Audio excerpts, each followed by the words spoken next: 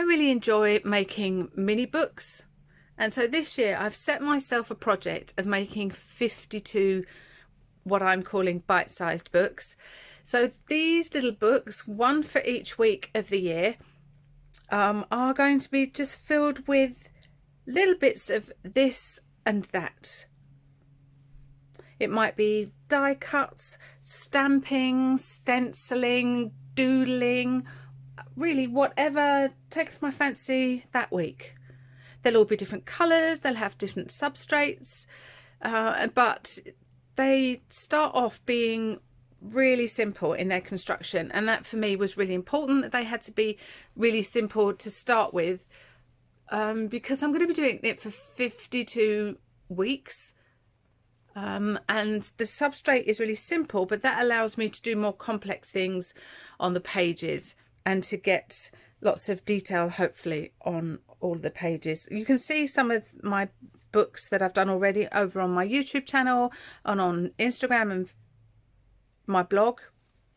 But if I just flick through this one, you can see just lots of different things, doodlings and words, stamping, doodles, found words that I've turned into a sentence, mark making, all kinds of things, lots of stuff. It might be extras from projects that I've done or things that I've discarded, and then once they've gone in the bin, I've looked into the bin and thought, well, that looks interesting, and so I've brought it out of the bin, which was how this page turned up. So as a project it didn't work, but so this was much bigger.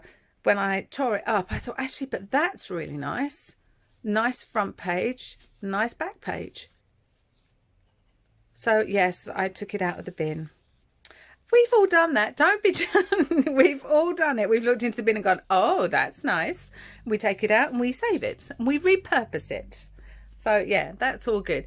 So I'm making my pages out of all kinds of things. So I've made a few of the mini books to start with, because I wanted to see how it would work, what my pages would look like, how big my pages would be,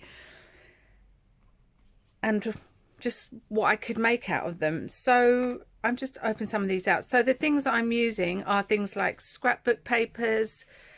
This was half of a Project Life card, junk mail envelopes, and this has got writing on it, but I don't mind that. That's going to be nice when something gets stuck on top of it, because you won't really understand what that says, but it's just a nice mark making on the back of a page.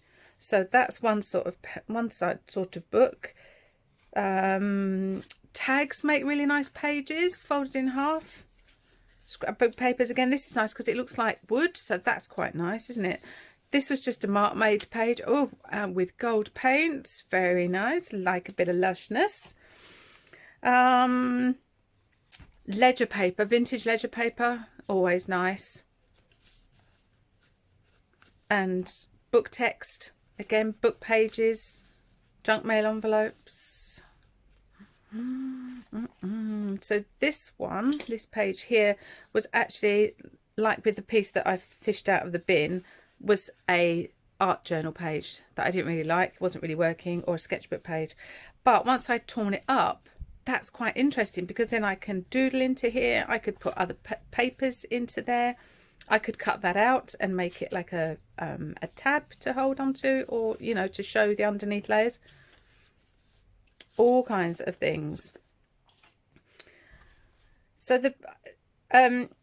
but they don't have to be. What I'm choosing to do is not limit myself to where the pages are flat or not. So what I've also done is made pockets. So actually, look, this book, I haven't done anything to it, and it all doesn't close already, and I love that. If these books closed at the end of the project, I'd be really disappointed. I want them to kind of spring open, which is why some of these books have got bulldog clips on them at the moment, because otherwise they won't lay flat for the photograph. They just ping open, which is good. So you can fold an envelope in half or a page in half, glue it together, and you've made an envelope. You can sew it. So I've chosen to sew this one on my sewing machine to create the pocket. But with this one, I sealed it with washi tape. And both of them actually sealed both. So that's a little pocket sealed with washi tape on the side. And that works really nicely because then you've got pattern down the side. I could have also used a strip of book text, or I could have used a strip of patterned paper. That would work as well. You just need something that's going to seal the edge. What else do I have here? Tags. And of course, just scrapbook papers, because they always have this lovely pattern to them, and they're gorgeous. Sometimes you get patterns both sides. This one wasn't quite big enough, so I've sewed another panel on, which increases the size of it. So that's a good way to do things. So do you see what there's just so many options. It's a lovely project to work on. I'm really enjoying just selecting all the papers and putting the books together. So here's a little tag. Papers where I was testing paints. Packaging paper. Love a bit of craft. Gotta love that. So all kinds of things. Musical script. Papers again. Junk mail envelopes. It's just about having nice substrates. So many options. So I thought I would show you how to make the books. And while I've got these on here, the reason I can't decide yet how to bind them. So this is 4 books in my right hand, and these are empty books. And here in my left hand, let me just take the clips off. So you can see, look, they're not really shutting very well, which makes me happy.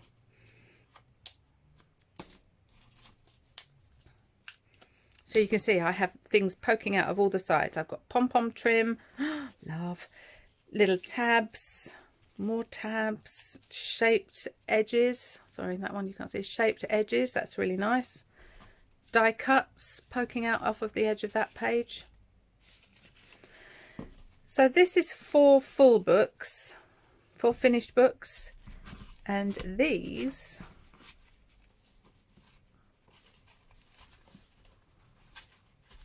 are 4 empty books. So you can see the difference in the depth of them. So these books in my right hand are empty, ones in my left hand are full, waiting for binding, but you can see they are not closing. So if I had to bind that, look how lovely that is. It just pings open. And when it does when the pages do that, it's lovely because having all the bits and pieces poking out from inside, it makes you want to have a look inside. If I saw that, I'd want to have a nosy through the book to see what was on all those lovely pages, all the different patterns and the die cuts that are on, or the stamping and the doodles and the words. Just, it would make me want to read it. So this is why I can't decide yet how to bind them, is because I don't know how big they're going to be. I imagine it's going to be quite long if I laid them all side by side, which would be just lovely. So let me show you how I've made them, because if you wanted to join in to this, that would be lovely. I would really like that. So you might not want to do 52. You might just want to make 1. You might want to make 4, like make a month's worth or something. You can do that. It doesn't have to. You don't have to do the whole 52 weeks. You might not want to make them as small as mine are. So mine are approximately, the pages are between 5 and 6 centimeters in size. Which let me just get these out. So 5 to 6 centimeters in size. So that might be a bit small for you. So if you want to go a little bit bigger, you can.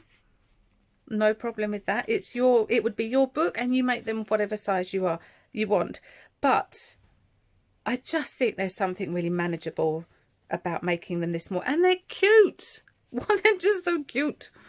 Yeah, they're just so cute. So my pages. So if you have got scrap papers like these, and you have got a stapler, then you are good to start making mini books. You are ready, because that is all that I use to make the books. I mean, so simple. So I've got pages here, so I will just make a couple of the books, and so you can see how very easy it is. So this book, I've got scrapbook paper, vellum. So vellum's lovely because you'll be able to see the pages underneath, and some vintage ledger paper. And I just fold them in half, making sure all the hinges, all the folds are nice and tight together. So I like my legs of my staples to go to the inside. So I line up the jaws of my stapler with the fold on the pages, staple it. There we go. Simple as that. And the reason I use a staple is because it's easy to remove if I need to, and also look how flat my book is. And if I wanted to use another page, it's flat. So it's a really good way of making the books. So with this one, I've selected this to show you that. The other reason that I've chosen to use staples is because they are easy to take out if I want to reinforce a hinge, which is what I've done here, where I've been opening and closing this one, and it's vintage paper, so it's not as strong. So what I've done is I've reinforced it with washi tape. So if I had sewn that, it would be a bit trickier and my string would be underneath. But with this way, I can just remove the staple, reinforce the hinge, the fold, and put it back in. And so again, just lining up the jaws of my stapler with the fold, and there we go. There's another one. Just do one more, because you know I've got 52 to make. So I have scrapbook. This is beautiful. So scrapbook paper, and just even you can just have plain sheets, because that just cries out to have mark making on it, and doodles, stamping, stenciling. And I love the fact with these ones, let's put that in the center, so booked ledger paper, love the fact that this pokes out of, you know, this is straight, but this one is nice and torn. It just makes it a bit more interesting, I think. I have one that's really neat and very square, and I'm like, no, that is going to get roughed up and lots of things poking out from the edges. If you don't have a stapler, or you don't want to, if you choose not to use a stapler, you could easily sew them with a simple stab stitch. So yeah, there's another one. So that is, I've just made 3 in the, what's that, 5 minutes that I've been talking to you. So that's 3 mini books. Nice and easy to make. So this is the hashtag I'm going to be using for the project, 52 bite-sized books, and that's where you can find it on Instagram. If you search 52 bite-sized books as a hashtag, you can follow hashtags like you would follow a person. So if you wanted to keep track of any posts that I put up, that's what you would search. I'm going to be uploading my books each Sunday onto Instagram, YouTube, and my blog, so you can see all the details there and all the progress of my books. And if you would like to join me, that would be lovely. If you like the idea of making mini books over the space of the year, you can make as many as you like. You could make 1, you could make 4. So yeah, so join me. It would be fun. I would love to see what people make and what they cram onto these tiny pages that are held in these books. So, you know, I've got all kinds of things, die cuts and stamping and stenciling, doodling, all kinds of treasures are held within those books. So if you'd like to join me, please do so. Yeah, so follow and use the hashtag 52 bite-sized books. And I can't wait to see what everybody does with it, because you'll all use them in completely different ways to me. If you want to just doodle on all of the pages, or you want to paint all the pages, it is completely up to you, but it's just going to be really interesting to see what everybody does. So I look forward to seeing that. So please come join me, and I will see you all soon. Take care.